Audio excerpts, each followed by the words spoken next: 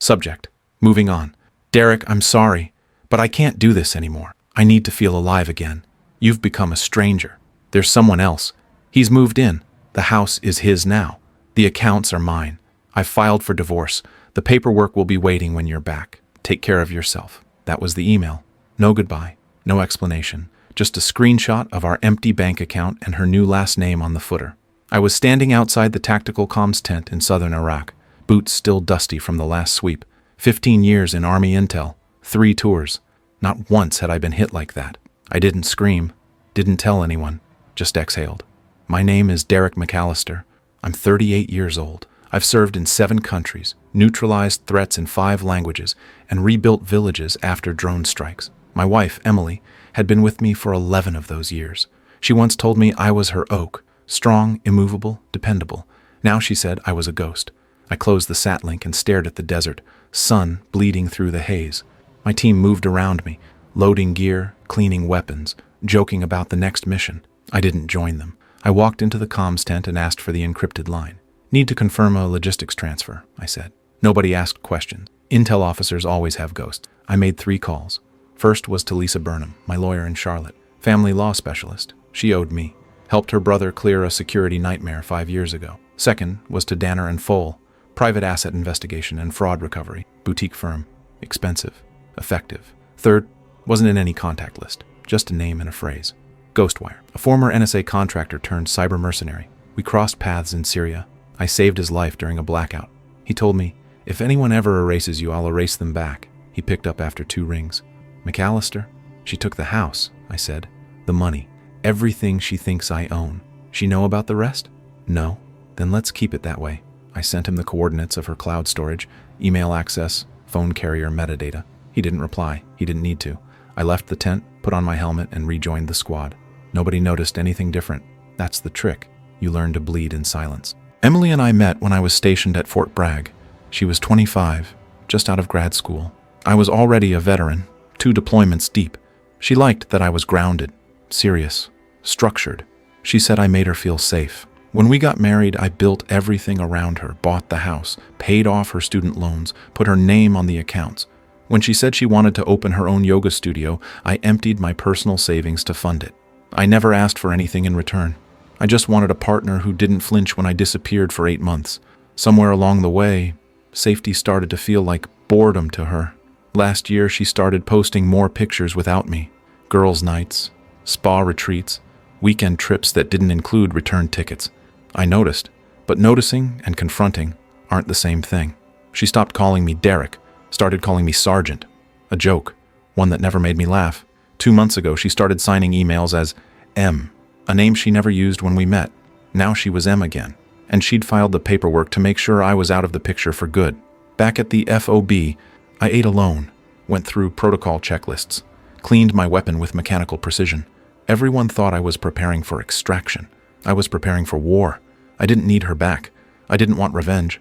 I just wanted silence, the kind that echoes in bank statements and property transfers. That night, I lay in my bunk, watching the ceiling fan spin shadows across the canvas. I didn't sleep.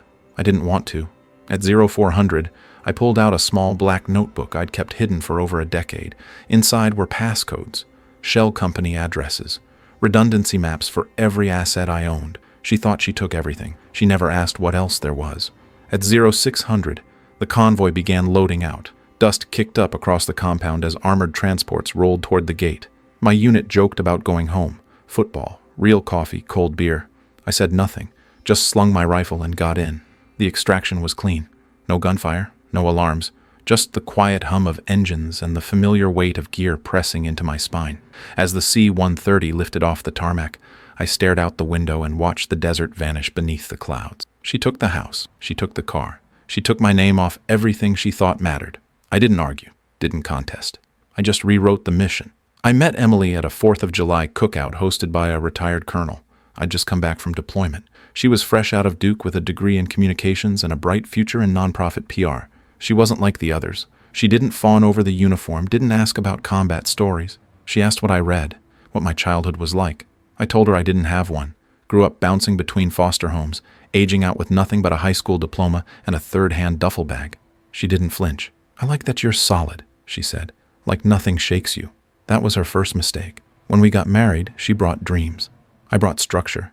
She wanted to open a yoga studio. I built it from scratch, drywall to signage. When her mother got sick, I covered the hospital bills. When she said she didn't feel safe in our neighborhood, I moved us across town. She wanted hardwood floors, a second bathroom, a hybrid SUV. I said yes, every time. I took extra shifts, contracted with private firms between deployments, spent years stacking every penny while living like a ghost. By year 5, she had her business, her circle, her lifestyle. And I had a room in the house where I kept my uniforms and a small fireproof safe she never asked about. She said I was emotionally distant. I thought I was protecting her. The money she emptied came from the joint account I created after we were married. It was the one she had access to, the one that paid the bills and funded her retreats and spa days and wellness immersions. She never asked about the first account, the one under my name since 2006. She couldn't. She didn't know it existed. It was managed through a blind trust in Delaware, feeding into crypto wallets I never connected to our home network. She thought she emptied everything. She missed 7 figures sitting in assets registered under holding companies with names like Red Rock Tactical LLC and Kestrel East Holdings. One was the actual owner of our house. She thought she lived in it. She never legally did. In 2019, Emily wanted to expand her brand. She started hosting retreats, weekends in the mountains, workshops with life coaches, seminars on emotional alignment. I helped her build the website, paid for the branding consultant, quietly reviewed the vendor contracts for loopholes she wouldn't understand. That was when she met him. Logan Hart, life coach, former bartender, 6-pack abs, and a podcast about powerful masculinity.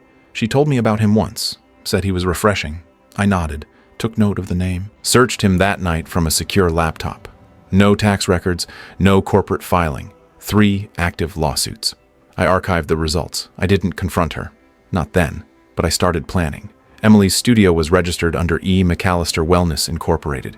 What she didn't know is that the domain name, branding files, POS software license, and back-end booking engine were owned by a parent company, Red Rock Tactical. Mine. She couldn't sell it, couldn't transfer it, couldn't monetize anything without going through me. She never read the contract. She just signed what I told her to. When she sent that divorce email from the desert, she thought she was erasing me. All she did was give me the green light. Lisa Burnham, the attorney I called, had been preparing this package since 2021. I asked her back then, if this ever goes sideways, how do I protect what's mine without looking vindictive? She smiled. Easy. Don't protect it. Just separate it. Quietly. So we did. 2 limited liability companies, 3 trusts. 1 holding company that licensed everything to Emily for a monthly fee she never noticed, because I paid it silently. Now she had no equity in the business, no real estate, and no access to the emergency account she'd never known existed. But she had the yoga mat, and Logan. Danner and Fole called me the day I landed stateside. She's been siphoning money for 6 months, the investigator said. Micro-transfers from the studio into a personal slush account. Names registered under Logan Hart. How much? I asked. Just shy of $92,000. File the report. Make sure the IRS gets a copy. Done. They also found that Logan had used Emily's name to co-sign a lease on a commercial space he never moved into. A shell business, one of his many. He defaulted on it, which meant Emily, as the guarantor, was on the hook for the unpaid debt. And that meant I could add financial misconduct to the divorce filings. She'd be lucky to leave with her name. I didn't go home. I flew into Dulles, not Charlotte. Rented a car, stayed in a Marriott near Tyson's Corner. I wanted quiet, clean sheets, no memories in the walls. She didn't know I was back. I didn't post, didn't text. Instead, I opened a laptop I hadn't touched since before Afghanistan, logged into the secure admin panel of her business website. I wiped the gallery, deleted the testimonials, replaced the landing page with a notice. This site is undergoing legal review. All services temporarily suspended. Please contact your original booking source. I locked it with a legal hold. Then I logged into the studio's Google business profile and changed the phone number to Lisa's office. Let her handle the customer questions. At 3:17 p.m., I got a text from Emily. WTF did you do? Why is my site down? Are you back in the country? I didn't answer. A minute later, this is harassment. You're insane. I'll call the police. At 3:23, we need to talk.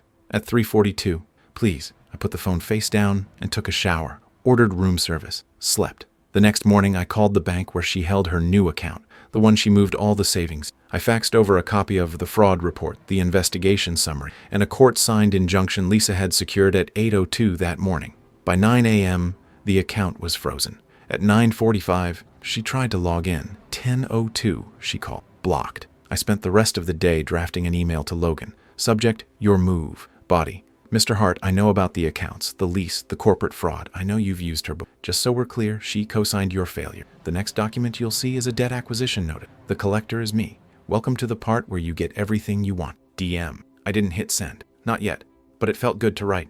That night, I sat in the hotel lounge with a bourbon neat and a manila envelope full of everything she never thought I'd notice. It weighed less than regret.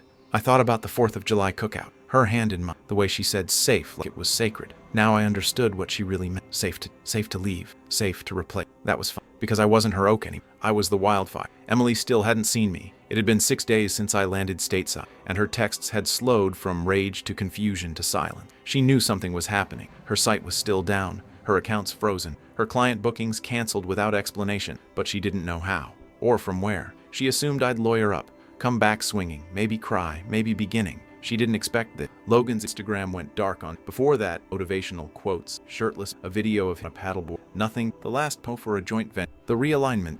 A $1,600 per seat spiritual weekend, promising emotional breakthroughs and raw cacao ceremonies. It sold out in 6 hours. Then the vendor they rented the event space from got a notice. Business license under review. Hosting contract suspended. That was me. I didn't have to lie. Just sent the real documentation, the fraud report, and a scanned copy of Logan's 3 prior judgments. All public record, all real. The venue backed out immediately. At 9:12 a.m. Wednesday, Emily tried to use her business credit card to pay a florist for an event install. Declined. She tried another. Declined. 3 of the 5 business lines were tied to Red Rock Tactical's parent account, my company. When I cut access, she lost the ability to charge even a bouquet. At 9:26, she called the bank. By 10:01, she'd left 5 voicemails for Lisa. By 10:37, she was on my hotel voicemail. You're being vindictive. This isn't you. This is insane. Please call me. I didn't. I flew to Charlotte that afternoon, rented a different car, checked into a different hotel, wore a baseball cap, and moved like a ghost. She wouldn't see me until I wanted her to. That night, I visited our old house. Correction, my house. The deed was never in her name. It was held by a trust that leased it to Red Rock Tactical, which in turn sublet it to Emily under a private occupancy agreement. She'd never read the lease. She just signed what I put in front of her. I watched from across the street. She came home in a rideshare. No more Audi. That had been seized earlier that week. She'd stopped paying the note after she assumed I would cover it. Logan didn't walk her in. She was alone. Thursday, I sent Logan the debt acquisition notice. It was a PDF, clean header, legal signature. Purchase of his defaulted business loan for $47,500. I now owned it.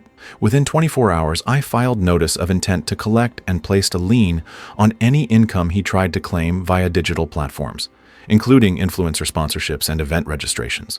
No need to sue, just starve him legally. Meanwhile, the Danner and Fold team completed the digital backtrace. Emily had transferred customer data from her studio to a third-party CRM platform without consent. That's a violation of both the studio's service terms and state consumer protection laws. We filed, not to sue, just to trigger the review. The email landed at noon. By 3 a.m., Stripe froze her merchant account. All bookings were now under review. No refunds, no payouts. Her entire retreat pipeline, paralyzed. By Friday, she went quiet. No texts, no calls, just stillness. That told me everything I needed to know. When someone like Emily stops talking, it means they've finally run out of explanations. The only person I spoke to that day was her father, Judge Franklin Sharp, retired, lifelong conservative, 63, and still wore pocket squares. He never liked me, thought I was emotionally repressed, too secretive, and more loyal to the army than to family. But he liked betrayal even less. I met him at his country club under a pseudonym, signed in as Mr. Carson, wore a navy blazer, and brought a sealed envelope. Inside were the case files, the loan contracts, the co-signed debts, the evidence of Logan's financial trail, the fraud report from the retreat guests, the fake certifications, the silent transfer of funds into unlicensed accounts, and a letter. Frank, you once asked me if I had a plan for your daughter. This is it. Everything she touched is now radioactive, and I didn't raise my voice once. You can keep the envelope or burn it. Your call. Derek, he didn't say anything when he opened it, just stared at the documents, hands shaking slightly. As I stood to leave, he asked, "Did you ever love her?" I paused, looked him dead in the eye. I never stopped. I walked out before he could say anything else. The moment wasn't about reconciliation. It was about clarity. The next morning, I opened Emily's studio Instagram account. It had been silent since I took down her website. She'd reposted a quote, "Sometimes destruction clears the way for alignment." She was trying to spin it, trying to reclaim the burn as a spiritual transformation. That was fine. Let her. She had no idea the IRS had received an anonymous tip about her off-book deposits, or that her retreat space vendor had filed a claim to recoup loss of earnings, or that Logan's old investor had reopened a lawsuit, with Emily now listed as a co-defendant. I watched it all unfold from a rooftop bar across town. Didn't gloat, didn't drink, just watched the smoke rise from the house she never really owned. On Sunday, I drove to the storage facility she used during the transition. The access code still worked. I opened the unit and found 4 boxes labeled Derek, old uniforms, a framed wedding photo, my father's knife. She'd packed it all away like I'd died. I stood there in silence for a long time, didn't cry, didn't touch anything, just shut the door and walked away. I didn't need to bury her. I just had to stop holding the weight of everything she thought she was entitled to. Monday morning, 8:16 a.m., Emily arrived at her studio to find the front door padlocked. A bright orange notice of termination hung beneath it, stamped with the signature of the landlord. The property wasn't hers. She never read the sublease agreement. Inside, the space was untouched. Mats still rolled, lighting pristine glass water jugs full. She'd booked a private event for that day, a VIP session for 3 corporate clients. Each had paid in advance. They showed up at 9 a.m., waited outside for 30 minutes, then left. Each one filed a chargeback. Stripe refunded them directly and froze her remaining funds permanently. Her account balance read $0.00. At 10:42 a.m., Logan left. He took his bags, the laptop, and what was left of his ego. He didn't say goodbye. He didn't need to. Emily found out he'd been served notice that morning. Debt collection suit for $47,500. His podcast's PayPal account was now under lien. He blamed her, said she dragged him into this. She tried to argue, said she didn't know, that I tricked her. He didn't care. He was gone by lunch. By Tuesday, Emily's phone was blowing up. Clients, vendors, creditors, all asking the same question. Where's the money? She had no answers, because it was never hers. Her parents stopped returning calls. Judge Sharp issued a quiet statement to the country club board, stepping down from his honorary position. He never mentioned her name. He didn't have to. At 6:07 p.m., I got a message from a number I didn't recognize. "I know you hate me. I deserve it. But can we talk?" Another came at 7:03. "Please." I read them both. Didn't respond. Wednesday afternoon, she posted a video to her Instagram. Said she was taking a break to realign her spirit. Claimed she was grateful for the pain and excited to rebuild from zero. Comments were limited. Likes were low. Her followers could smell it. A mask worn too late. She tried to pivot. Talk about growth. But the sponsors were gone. The retreat space she'd rented had blacklisted her, and the yoga community she once called sacred quietly closed its doors. Thursday morning, I walked into Grantley Systems HQ in downtown Charlotte, wore a suit, shook hands, signed a contract. 6 months ago, I helped them recover $1.4 million in misappropriated cyber assets while off duty. They offered me a role then. I declined. Now I said yes. Chief of Strategic Risk, 6 figures, private office, full clearance, no social media presence required. I passed Emily on the street the next day. She didn't see me, not because I was hiding, because she wasn't looking up. She wore oversized sunglasses and a tight expression. She looked smaller, not thinner, just diminished, like someone had shrunk her from the inside. That evening I received an envelope at my new office. No return address. Inside, a handwritten letter on soft cream paper. "Derek, I don't know where to start. I know I hurt you. I thought I needed freedom. I thought I wanted something else. I was wrong. Everything's gone. I'm trying to fix it, but it keeps getting worse. I never realized how much of everything we had came from you. Not just the money, the stability, the silence, the strength. I didn't understand it until it was gone. Please, talk to me." I read it once, folded it, set it on fire in the break room sink, washed the ashes down with a cup of black coffee. Friday. The woman I'd started seeing, Amara, met me at a cafe downtown. She worked in counterintelligence. We'd met years ago on a training exchange. She'd saved my ass in a blackout in Kyiv. Now she was stateside, sharp, steady, quiet like me. Over coffee, she said. "Your ex messaged me." I raised an eyebrow. She wanted to know if we were serious. "What did you say?" "That I didn't share classified intel." We both smiled. Later that night, Emily posted one more video. Her eyes were red, her voice shaky. She talked about being humbled, said she was surrendering to the universe, announced a temporary closure of all her business ventures. The caption read, "Trust the collapse. Sometimes the lesson is the loss." That's how it ended, with hashtags, filtered lighting, and a woman trying to pretend she was falling on purpose. I didn't reply to her messages. I didn't threaten her, didn't gloat, didn't brag. She collapsed under the weight of everything she built on me, and all I did was step aside. 2 months later, I got an email from Lisa. Subject, final order signed. She attached a PDF, divorce granted, all claims denied. Emily walked away with what she brought into the marriage, which was nothing. The house stayed with Red Rock. The studio assets were liquidated and funneled back into the holding account. The IP, branding rights, even the playlist she used during yoga sessions, all reverted to my ownership through licensing default. Logan never responded to the debt collection order. I sold the note to a corporate retrieval firm for 80 cents on the dollar. They weren't polite. Emily's final asset, her name, became a liability. She changed it back, quietly. The last post she made was a quote over a sunset. "Rebirth isn't always beautiful, sometimes it's just survival." Her comments were turned off. Meanwhile, I was living in Copenhagen for a project with Grantley Systems, part of their Eastern EU expansion. Clean air, real coffee, silence that didn't ache. I'd rented a loft overlooking the canal. Amara visited every other weekend. She always brought books instead of flowers. I liked that about her. We talked about building something new, something simple. Neither of us used the word future, not yet. But we spoke in weeks instead of days. That was enough. One evening, I logged into an old Dropbox account I hadn't touched in 3 years. Inside, scanned letters from boot camp, videos of our wedding, a voicemail from Emily, back when she used to call just to say goodnight. I listened to 10 seconds, then deleted the entire folder. No backups. I got a letter from her one more time. Not handwritten, typed, formatted, professional. She asked for a conversation, said she wanted closure, that she felt lost, that maybe with time we could find some peace. I printed it, didn't open the envelope. I slid it into the burn bin at the Grantley HQ records department, watched it curl and vanish. That same week, I got a call from a boutique real estate broker in Asheville. He specialized in pre-foreclosures and asset acquisition. Turns out Emily had quietly tried to repurchase her old studio property using her maiden name and a private backer. The deal fell through when the backer found out she was under federal audit. A quiet tip. Just a little email. No threats. Just documentation. On my last day in Denmark, I met Amara at a waterfront cafe. She wore a black coat, no makeup. Always simple. Always direct. "You still think about her?" she asked. "Sometimes," I said. "Less often." "You want to make her regret it?" "No." "Why not?" I stirred my coffee. "Because I finally understand what she gave me." Amara looked at me. "And what's that?" "Space. To heal. To disappear."